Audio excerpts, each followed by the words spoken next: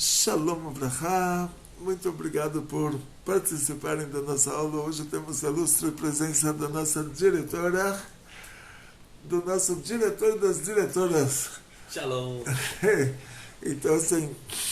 Ainda em reformas. E ainda, a ONG ainda em reformas, em grandes reformas, no mérito de vocês. Muito, muito obrigado pelo seu apoio, muito sucesso, muita saúde, muito dinheiro, muitas felicidades.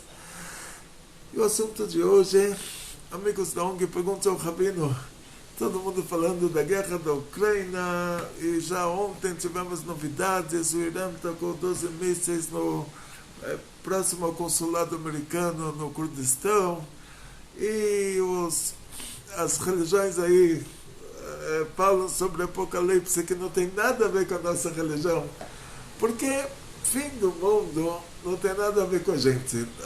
Hashem, Deus é a essência do bem, a natureza do bem é fazer o bem, e o bem é eterno. Tinha o Nabucodonosor, uma pessoa que a única coisa que ele fez de bom na vida foi dar 3 passos em honra a Hashem. Como ele deu esses 3 passos? O Nabucodonosor, ele era um escriba na corte do Merodach Baladan ben Baladan. Ele, como escriba, o rei pede para escrever, ele escreve, quer dizer, como se fala, a secretária do rei. Aí, um dia Hashem fez um milagre, Deus fez um milagre tão grande, que o sol foi algumas horas para trás. E o milagre foi por causa do rei da Judeia, Hizkiyahu Amelech, o rei Hizkiyahu, que ele estava muito doente, ele se curou. Ele resolveu fazer uma comemoração, um agradecimento, uma festa de agradecimento para Hashem, que ele se curou. E Hashem gostou, quis que ele ficasse mais tempo na festa, e fez o sol voltar atrás. Um milagre muito grande. Dizem nossos sábios, na época do pai do Hizkiyahu, que se chamava Ahaz, o Ahaz ele era muito idólatra, fazia muita idolatria. Então, quando Ahaz morreu, para que ninguém pudesse falar um discurso fúnebre, Hashem fez um milagre naquela época que o sol se pôs antes da hora. Então agora simplesmente Hashem corrigiu esse pro filho do Ahaz, que era o Hizkiyahu, Hashem corrigiu essas horas que o sol se pôs mais cedo, agora ele se pôs algumas horas mais tarde. Fez essa correção. O Nabucodonosor chegou atrasado no trabalho, quer dizer, ele está na função de secretário, de escrever uma carta quando o patrão manda, e ele perguntou para os outros escribas se tinha trabalho hoje. Os escribas falaram, o rei, o Merodach Baladan ben Baladan, ele pediu para parabenizar o rei da Judeia, o rei viu que o sol voltou para trás, reuniu os astrólogos dele, os astrólogos falaram que isso foi no mérito do rei da Judeia, que o Deus dos judeus fez um milagre para ele. E o rei pediu para mandar uma carta parabenizando o rei da Judeia pelo milagre. E o Nabucodonosor perguntou como vocês escreveram isso. Aí os escribas falaram, nós escrevemos parabéns para o rei da Judeia, para o Hizkiyahu, parabéns para a cidade de Jerusalém, e parabéns para o grande Deus da Judeia. O Nabucodonosor falou, vocês tinham que dar uma honra para Deus, vocês escreveram que ele é o grande Deus e colocaram ele por último, tinham que dar uma honra para ele, escrever ele em primeiro lugar. Aí os escribas falaram, você já chegou atrasado, você não é aqui melhor do que ninguém, ainda dá palpite, corre atrás do carteiro e muda a carta e escreve do jeito que você quer. Aí ele começou a correr atrás do carteiro. Ele deu 1 passo, 2 passos, 3 passos, o anjo Gabriel surgiu, parou ele, sem que ele tivesse visto pessoalmente, ou não sei como, que meio ele usou, para que ele não desse esse 4º passo. Por quê? Esses 3 passos foram as únicas 3 coisas boas que o Nabucodonosor fez na vida. Fora isso, tudo que ele fez foi ruim. Esses 3 passos Hashem queria pagar para ele aqui nesse mundo. Porque uma coisa boa que você faz, Hashem tem que te pagar no próximo mundo. O próximo mundo é eterno. E o bem é eterno. O mal é limitado. O mal tem um final.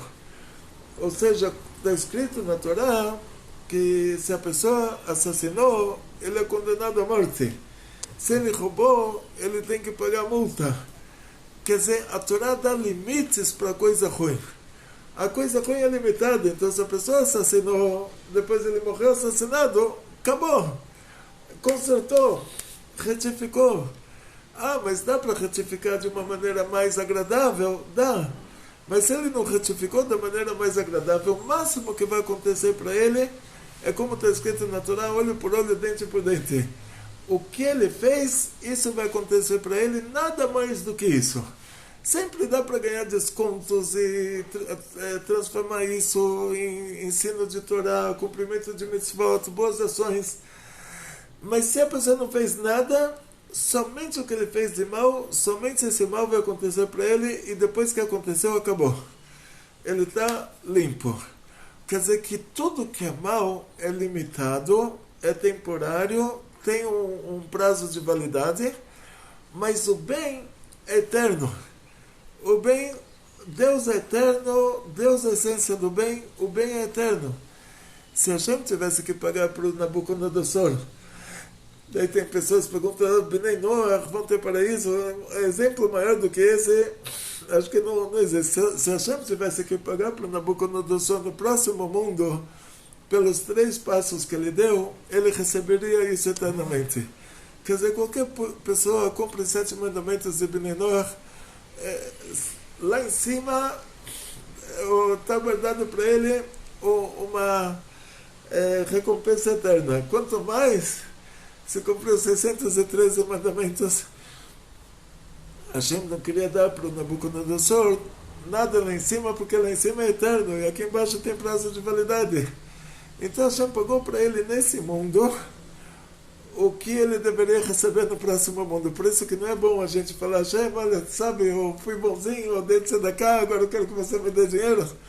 A gente não é bom pedir nesse mundo pagamento pelo que a gente fez de bom, porque não vale a pena, por causa desse motivo. Por um passo, Hashem teve que dar para ele, quando a gente fala Hashem, é Deus. Para quem não está, para quem não participa ainda frequentemente das nossas aulas, então não esqueça o seu joinha, o seu comentário.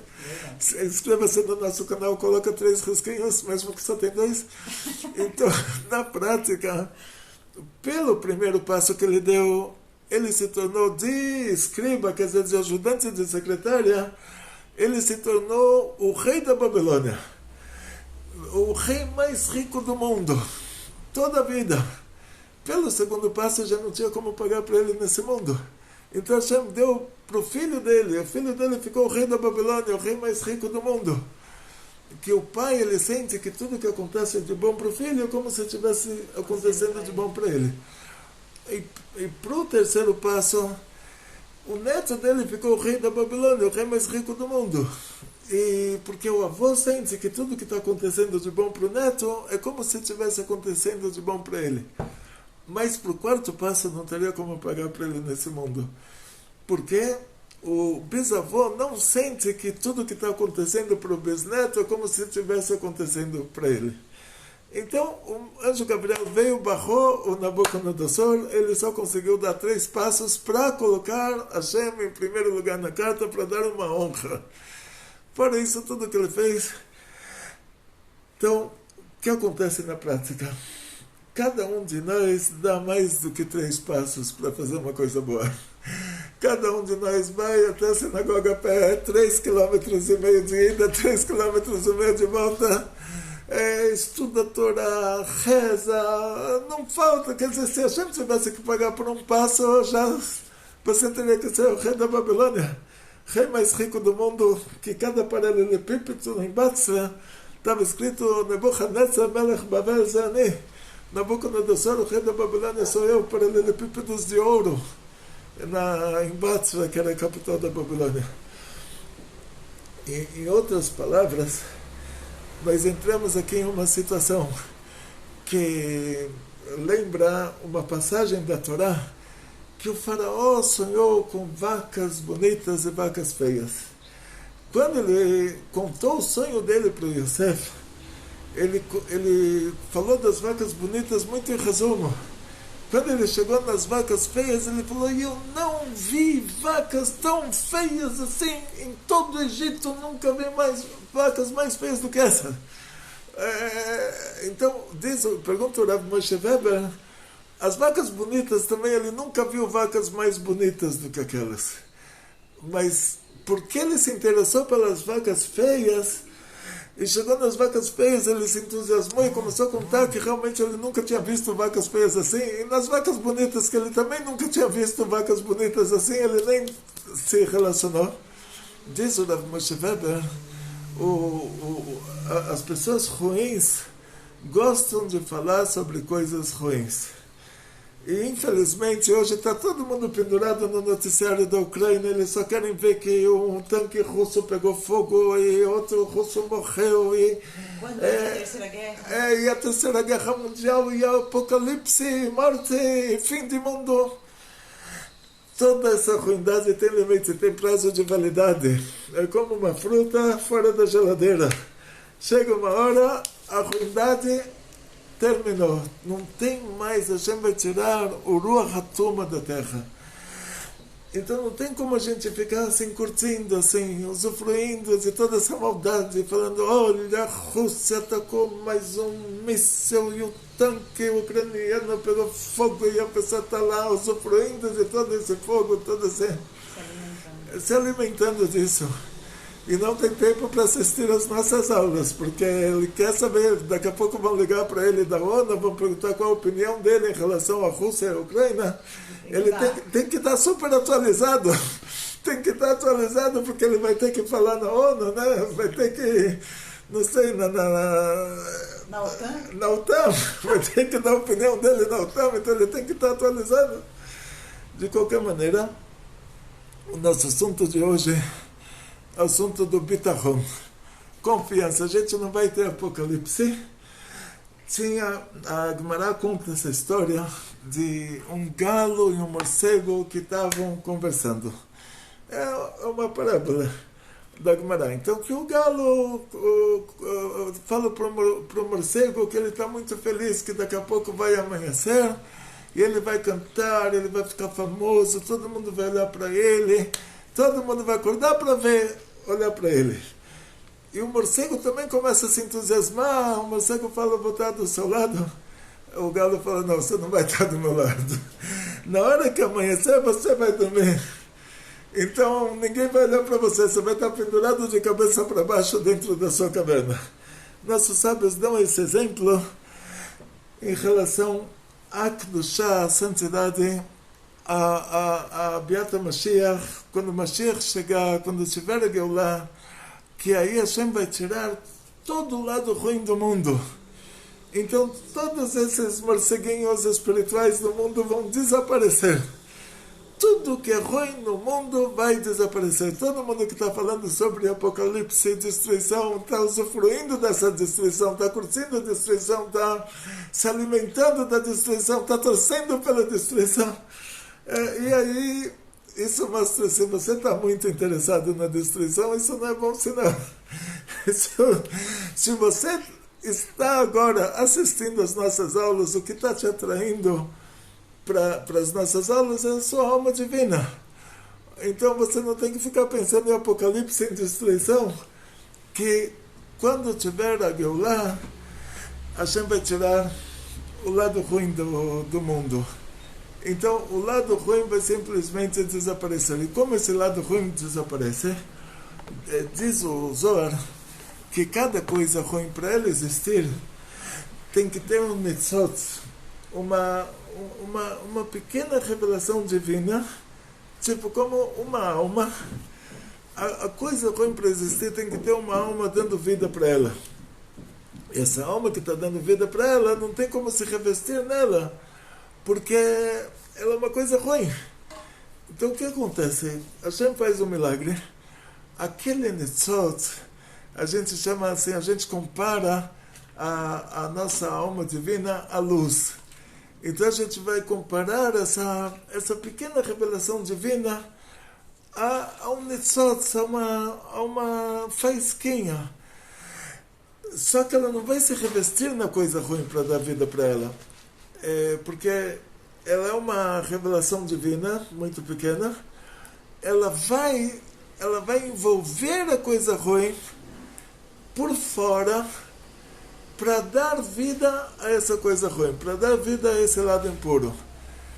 E quando chega a hora quando na Geulah Hashem decide já que as coisas ruins já vão desaparecer, simplesmente ele reverte esse processo, toda aquela pequena revelação divina que está envolvendo cada coisa ruim, dando vida para ela, simplesmente deixa ela. Como a alma que sai do corpo, quando uma alma sai do corpo, temos nada mais, nada menos que um corpo morto. Por que o corpo ficou morto? Ninguém matou ele, simplesmente a alma saiu. Então a gente não precisa expulsar a escuridão, batendo na escuridão com vassoura. A gente simplesmente, nós trazemos luz, e essa luz faz com que a escuridão desapareça. Isso que Hashem vai fazer, vai tirar esse nitzotz, essa alma que está envolvendo a coisa ruim, o lado impuro, e aí o lado impuro desaparece por si só. E a gente vê que as coisas mais extremas do lado impuro já estão desaparecendo. O que é pior? Um cachorro, um gato, ou um leão e um tigre? O cachorro é um animal impuro, o gato é um animal impuro. Só que a diferença é um cachorro e um gato, um lobo e um tigre. O lobo, ele também é um animal impuro, mas ele é pior do que o cachorro. O cachorro, ele ainda tem os limites dele. Quando você coloca nele limites, ele, para te agradar, se você coloca um osso no meio de 10 cachorros, os 10 cachorros vão pular em cima do osso. Mas se você mostra para ele que ele dando o osso para outro cachorro, ele ganha 2, aí, por interesse, ele vai dar o osso para outro cachorro. Então as coisas impuras funcionam assim. Ou elas querem tudo para si próprias, ou elas estão dispostas a dar alguma coisa para o outro com segundas intenções. Então, o cachorro, ele ainda está disposto a viver dentro dessas segundas intenções, o gato também. Agora, o lobo é um cachorro que não tem como adestrar. O tigre é um gato que não tem como adestrar. E hoje, quando você vai para o zoológico, você sabe que um tigre é muito pior do que um gato, é muito mais impuro, porque olha, a força da impureza é tão grande que ele não tem controle nenhum. O gato ainda consegue se controlar para ganhar mais. O tigre não tem controle nenhum. O cachorro consegue se controlar para ganhar mais. O lobo não tem controle nenhum. E esses animais impuros, os que são mais extremamente impuros, estão todos em extinção. Cada dia você ouve, olha, tigre daqui, tigre de lá, e o último tigre de não sei das quantas, e o penúltimo lobo de não sei de onde. Todos esses animais impuros, eles já estão nos deixando fisicamente. E os que estão ficando são também animais impuros, mas de um nível mais leve de impureza. Quer dizer, eles não são assassinos como o lobo e o tigre, mas se a dona do cachorro teve um caso que uma mulher tomou tranquilizantes, adormeceu 3 dias. No Google você pega o primeiro transplante de face na França, transplante de rosto. A mulher ia com o cachorrinho poodle dela todo dia comer sorvete na melhor sorveteria. E um dia ela tomou os tranquilizantes, dormiu 3 dias em seguida e o cachorro comeu o rosto dela. Quer dizer, animal impuro ele continua sendo. Quer dizer, ele não é uma vaca, ele não é uma ovelha. Mas já não é aquele nível de impureza de um lobo. Então a gente vê que o lado impuro do mundo já vai nos deixando automaticamente. Quer dizer que antigamente, nas 10 primeiras gerações, entre Adão e a Eva e a Arca de Noé, está escrito que com a transgressão do Caim, ele assassinou Abel, transgressão do Adão, que ele, no mundo da ação, que cada ação é levada em conta, ele fez a ação proibida, de comer a fruta do Etzadat. E o Caim, ele fez a ação proibida de assassinar. E cada um desses 7 gerações, está escrito que o Adão, a Shekhinah, a presença divina, no começo do mundo, no primeiro dia da criação, está escrito Veruach Elokim merachefet al penei hamayim. A presença divina, ela pairava sobre as águas. O Adão Arishon, por meio da primeira ação destrutiva, ele tirou a presença divina do nível que a gente está, subiu um céu para cima. O Caim fez ela subir já 2 céus para cima, até chegar no Noach. A revelação divina já tinha subido horrores. Depois chegou Dora a Flagar, subiu mais ainda. Quer dizer, cada geração com as atrocidades dela distanciava mais a presença divina desse mundo. Por isso Adão e a Eva, que tinham almas divinas, que passaram para os seus filhos almas divinas, nós vemos depois já que as pessoas já chegaram num nível de impureza, sendo que eles eram almas muito elevadas. E quando eles faziam a coisa errada tinha muita gravidade. Então eles já perderam contato com a alma divina, já passaram para os filhos almas animais. Pessoas com almas de gorilas, pessoas com almas de animais puros, pessoas com almas de animais impuros, mas já sem contato com a alma divina. Eles conseguiram fazer isso porque aquelas gerações, eles eram gerações muito elevadas. Depois disso, cada mãe tem o filho de acordo com a alma dela. Mas antes eles conseguiam fazer essas mudanças. Hoje a gente já não consegue. Hoje uma mãe judia tem um filho judeu, uma mãe que não é judia tem um filho que não é judeu. Antigamente a Eva, que tinha uma alma divina, conseguiu, Deus me livre,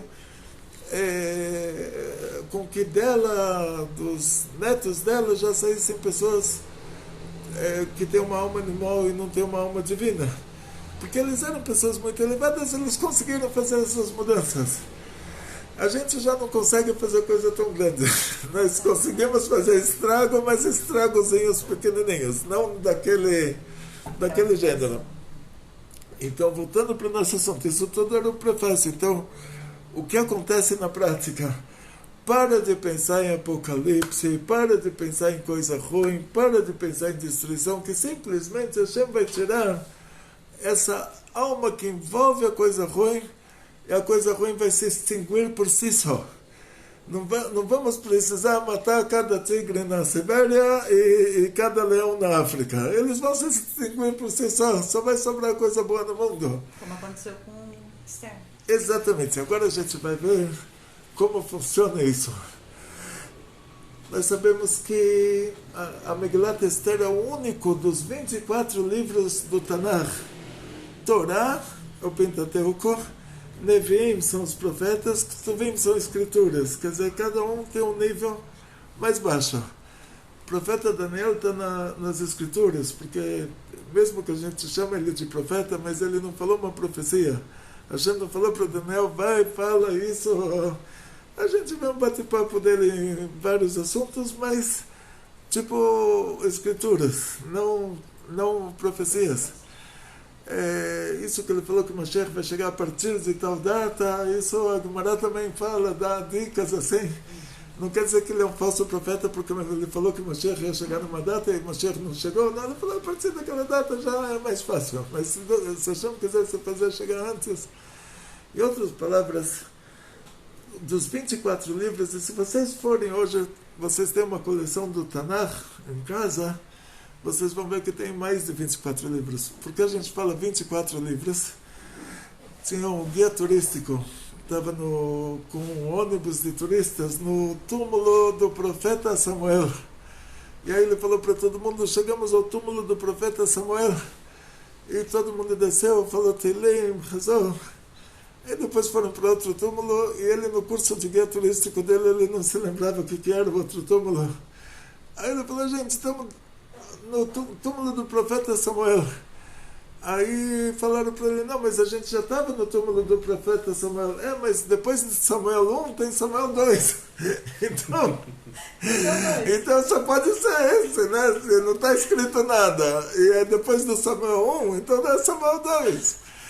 Então, mas o que acontece é que quem fez essas divisões de Samuel 1, Samuel 2, e Reis 1 e Reis 2, não fomos nós, não tem nada a ver com a gente. Nós temos 24 livros. Na Europa, os europeus lá foram dividindo por causa da religião deles, tem nada a ver com a nossa religião, essas divisões. Então, nos 24 livros do que a gente chama de Tanakh, o Ta é Torá, o Na é Neviim, e o Ach é Ktuvim, quer dizer, nenhum deles é ainda seu verdadeiro, mas assim, Tanakh, Torá, Neviim, Ktuvim. O único livro que não aparece o nome de Hashem, o nome de Deus, é o livro de Esther, Megillat Esther. Por que nesse livro não aparece o nome de Hashem? E aí tem os mefarshim que se aprofundam. A palavra Esther, em hebraico, quer dizer ocultação. E agora vamos então Vou dar um cafezinho. Intervalo sem comercial.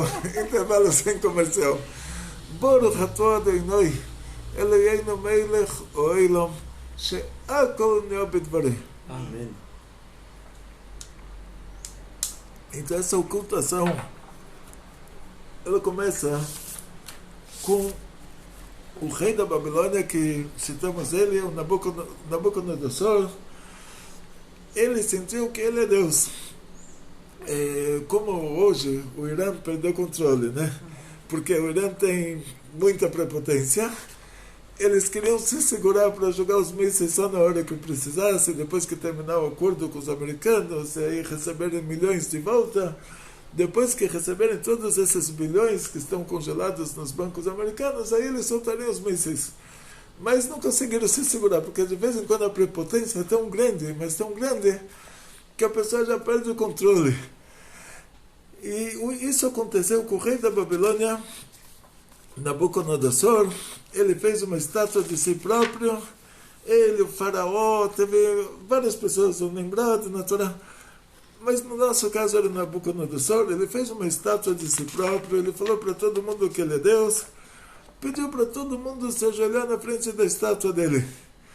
Nós sabemos que nas leis de idolatria existem duas categorias. Uma categoria que os judeus têm que cumprir e outra categoria que tanto judeus quanto não judeus têm que cumprir e outra categoria que só judeus têm que cumprir. A primeira categoria é chamada de idolatria. A pessoa acreditar naquela estátua e se prostrar na frente da estátua, colocar incenso na frente da estátua, fazer oferendas para a estátua porque ele acredita que aquela estátua é Deus. Isso é proibido para judeus, proibido para Bnei Noach também. Para quem não é judeu também. Idolatria, um dos 7 mandamentos de Bnei Noach, é proibido para todo mundo. Agora, se a pessoa vai se prostrar na frente da estátua sem acreditar, idolatria isso não é. Caiu a sua carteira na frente da estátua, você abaixou para pegar a carteira, todo mundo está te fotografando, você está se prostrando na frente da estátua. Mas você não acredita na estátua, você está se inclinando para pegar a carteira. Idolatria não é, porque você não acredita na estátua. Então, para Bnei Noach, não tem problema fazer isso. Para quem não é judeu, não tem problema. Se cair a carteira, ele se prostrar na frente da estátua para pegar a carteira, porque ele não acredita nessa estátua. Mas para um judeu é um problema, porque esse mandamento já não é um mandamento de não fazer idolatria, mas é um mandamento que ele é chamado de Kiddush Hashem. A gente tem que morrer e não fazer, porque a pessoa que vai ver eu fazendo isso, ela não vai saber que eu não acredito na estátua, ela vai pensar, ela vai seguir o meu exemplo. Então, eu como judeu, se cai a minha carteira na frente da estátua, eu tenho que me virar de costas e agachar e pegar, não posso me prostrar na frente da estátua. Agora, esse mandamento de Kiddush Hashem, sendo que ele não é o mandamento de não fazer idolatria, porque o mandamento de não fazer idolatria depende disso da pessoa acreditar na idolatria, e sendo que, por exemplo, na Inquisição, ninguém acreditava na idolatria, mas a pessoa tinha que morrer queimado em praça pública e não se prostrar na frente da estátua. Por quê? Porque as pessoas que vão ver isso vão falar, olha, então é permitido. Então, isso é Kiddush Hashem. É outro mandamento. Não é o mandamento da idolatria, é o mandamento de Kiddush Hashem. Na hora que o Nabucodonosor fez a estátua dele, ele falou, todo mundo tem que se prostrar na frente da minha estátua, porque eu sou Deus. Ele fez uma fornalha do tamanho do estádio do Pacaembu. Para quem não conhece, o estádio do Pacaembu tem aqui o estádio do Morumbi, do lado da ONG. Então, do tamanho do estádio do Morumbi, o estádio do Pacaembu é em Genópolis, né? Todos os judeus conhecem. Mas aqui tem o estádio do Morumbi, do lado da ONG, dessa ONG, a estação Morumbi do metrô. E ele fez uma fornalha do tamanho do estádio do Morumbi e falou que quem não se prostrar na frente da estátua dele vai ser jogado naquela fornalha. E os judeus, coitados, eles falaram, a gente não acredita mesmo, a gente conhece ele. A gente sabe que esse cara era o ajudante da secretária. E agora ficou novo rico, agora ele já se acha Deus. Quer dizer, ninguém acreditava nele. Mas as pessoas se prostraram só para mostrar para ele que, olha, não precisa matar gente. Só 3 não se prostraram. Hanania, Mishael e Azaria, 3 pequenos profetas, amigos do profeta Daniel. E onde estava o profeta Daniel naquela hora? O Nabucodonosor sabia que ele não iria se prostrar na frente da estátua dele. Eu tinha mandado ele para procurar a fonte de água quente em Tvéria, para ficar ocupado com alguma coisa, para não estar na Babilônia nessa hora. E o Nabucodonosor depois conta para o profeta Daniel, quando o profeta Daniel volta, conta para ele, olha, eu joguei 3 e eu vi 4 e a face do quarto era como a face do anjo. E a Gemara pergunta de onde ele viu um anjo. E todo mundo sabe, então ele jogou 3, ele viu 4, mas na hora que saíram intactos, saíram 3 e o quarto não estava lá. E ele falou, e a face dessa quarta pessoa era como a face do anjo. Que anjo era esse? De onde uma pessoa tão ruim, a pior pessoa do mundo, de onde ele viu um anjo?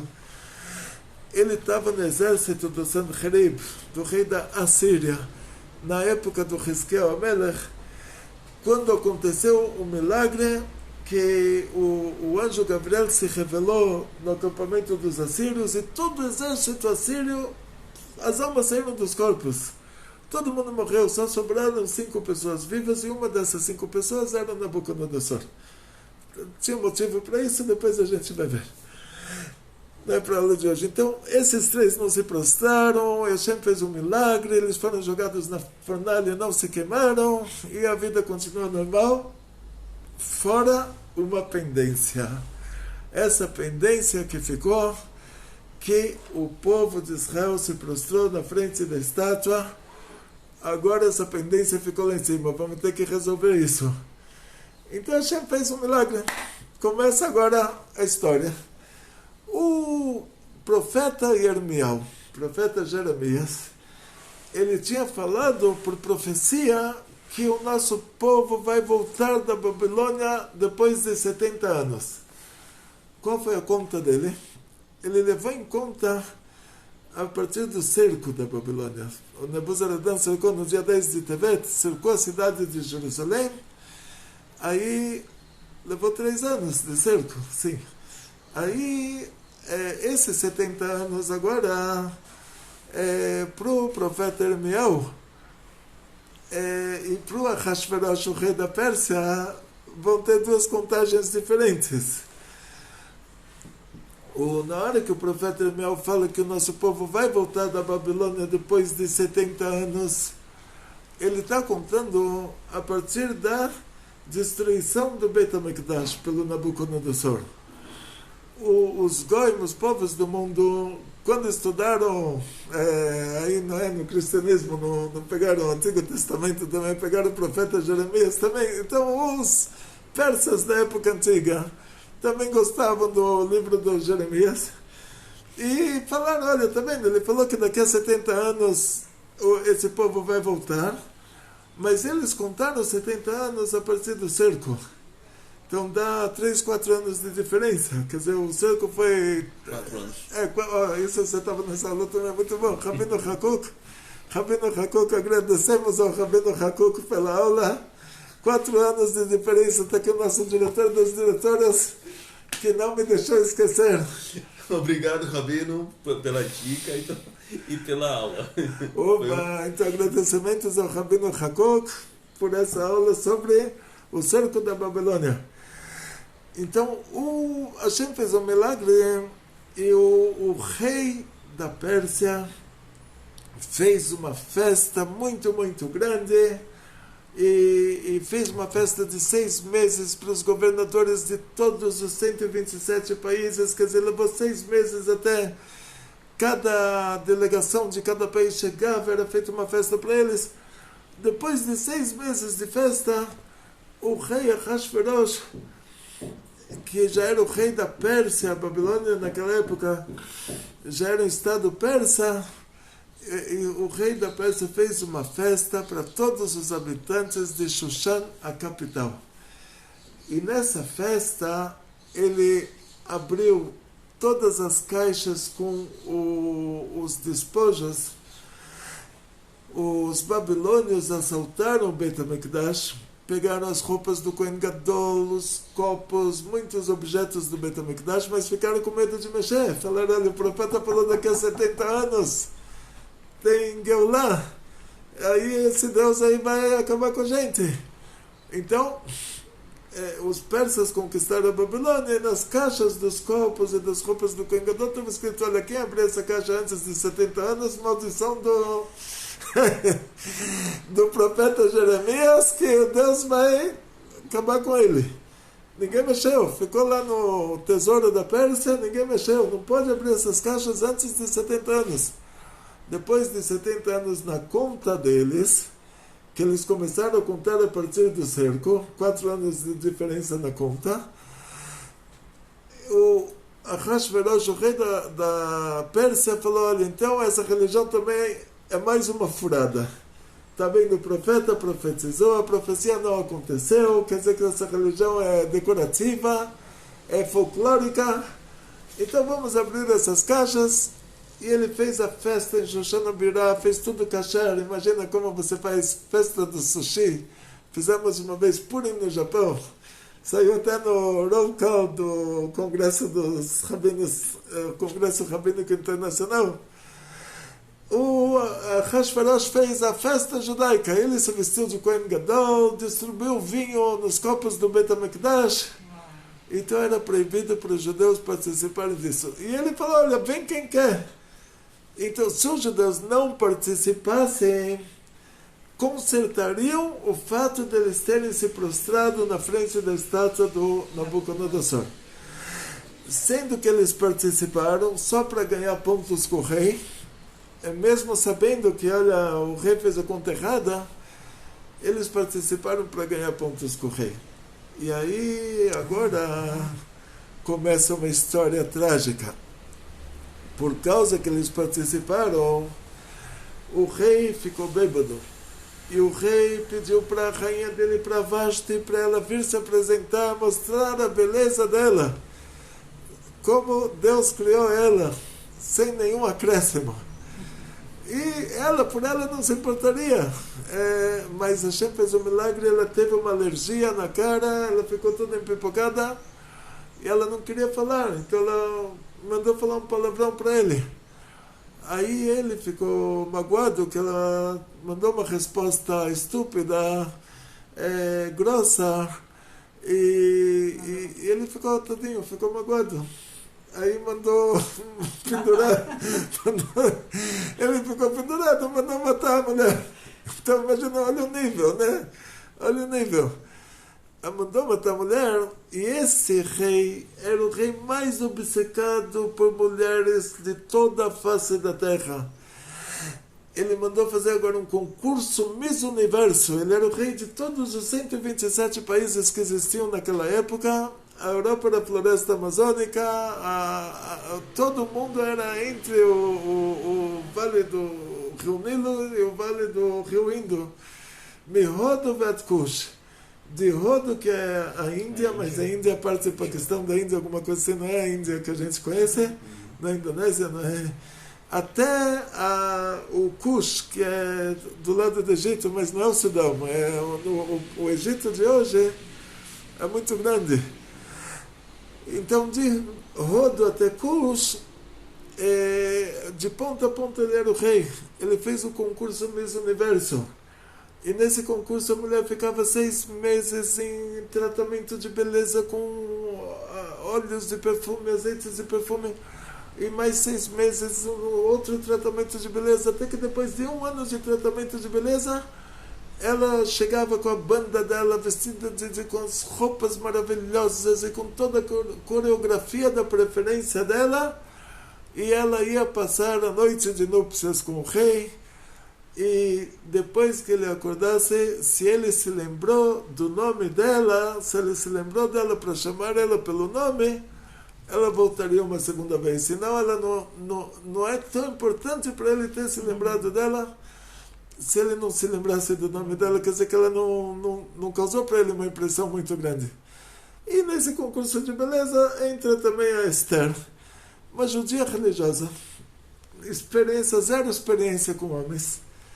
Zero vontade de ter experiência, zero interesse, e ela tem que ir lá.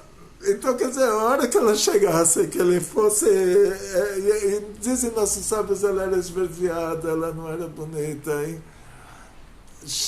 Na hora que ela chegasse, todo mundo que trabalhou nesse concurso de beleza iria ser demitido. E Hashem fez um milagre.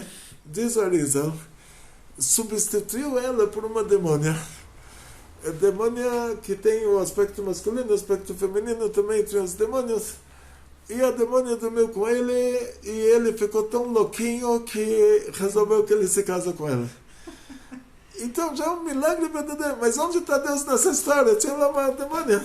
Quer dizer, ele matou a mulher, depois ele quer se casar com ela. Mas essa parte vai ficar para amanhã, então, no sorteio. Então, aí amanhã, que vai ter já os ganhadores do nosso sorteio, vão chegar para visitar a nossa ONG, e aí a gente continua. Vai ter a segunda parte. Não perca a segunda parte, que agora é a parte principal. Onde está Deus? Onde está Deus por trás dos bastidores da Megillah?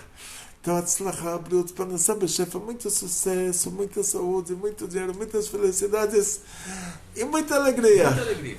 E não percam amanhã, live, né? Live. No YouTube. No YouTube, live no YouTube. Bekol Tov.